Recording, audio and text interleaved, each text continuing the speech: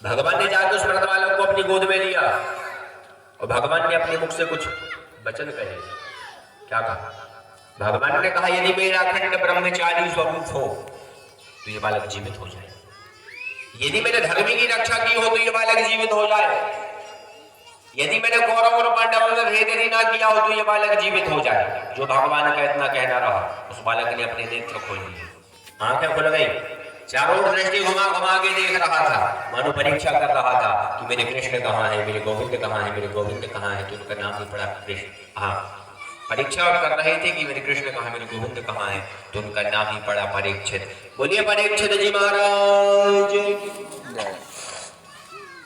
भैया 15 वर्ष की अवस्था में परीक्षित को राजगद्दी पर बिठाल दिया गया और बड़े ही प्रभावशाली ढंग से ये प्रजा का पालन करने लगे। इनका विवाह हुआ है उत्तर के बेटे रावती के साथ। जनमेजय महाराज के बड़े तेजस्वी पुत्र हुए। कृपाचार्य जी को उन्होंने अपना गुरु बनाया। गंगा के तट पर 3 यज्ञ भी परीक्षित ने किए हैं। एक दिन महाराज परीक्षित के अंदर ये भाव जागृत हुआ, क्या कि मैं दिग्विजय करूं, समस्त राजाओं को मैं जीत लूं।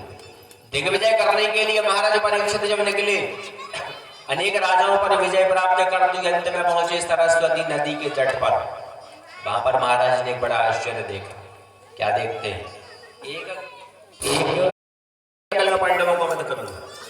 भगवान को ये बात पता चली, भगवान द्रौपदी जी के पास में गए, जाके कहा तुम विधवा हो गई। द्रौपदी जी हंसने लगी, हंस के कहा ये चिंता मैं क्यों करूं प्रभु, ये चिंता तो आपको होनी चाहिए थी। वास्तविकता भैया भगवान को सबकी चिंता, हमें चिंता नहीं उनकी, उन्हें चिंता हमारी है। और हम और आप समस्त सनातनी भारतवासियों के जो रक्षक वो केवल सुदर्शन चक्रधारी। हाँ, विलंब नहीं किया भगवान ने। अंधकार रात्रि में भगवान ने द्रौपदी जी को अपने साथ में लिया और भीष्म पितामह के शिविर की ओर जाने लगे। भगवान रास्ते में द्रौपदी जी की चरण पादुकाएं आवाज कर रही थी, तो अपनी बहन की चप्पल भगवान ने अपने हाथ में ली और पीछे पीछे जाने लगे। भैया भगवान ने कोई अनोखा काम थोड़ी ना किया है। भगवान तो कह कछु भक्त जब हवाई कथा में आते तो वैसे जूते चप्पल लेके जाते, हम तो सब देखा थे।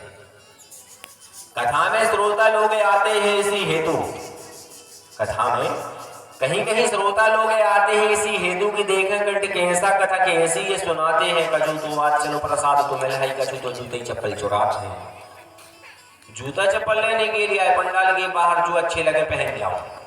भगवान ने कान भोंक दिया था द्रौपदी जी का कि तुम्हें अंदर जाके करना क्या है। सेवकों ने द्रौपदी जी को तो अंदर जाने दिया, लेकिन भगवान को नहीं जाने दिया, क्योंकि पहचाने नहीं।